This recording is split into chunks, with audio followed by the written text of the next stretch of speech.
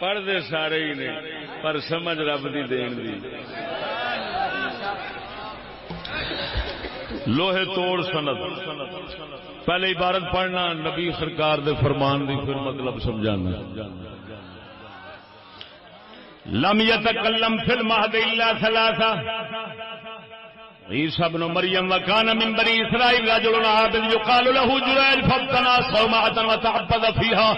قال فذكر بنو اسرائيل يوما عبادة جريج فقال بغي منهم لئن شئتم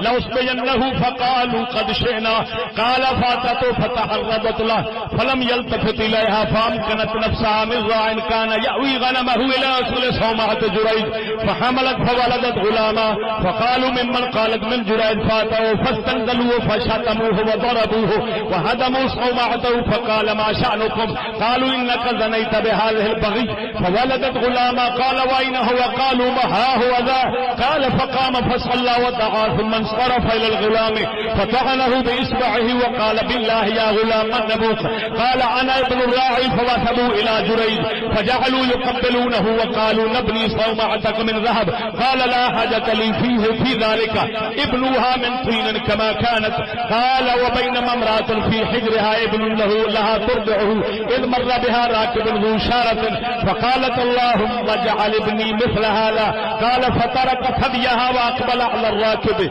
فقال اللهم لا تجعل لي مثله قال ثم عاد إلى ثديها يمشقه قال أبو هريرة فكأني أنظر إلى رسول الله صلى الله عليه وسلم يحكي علي صنيع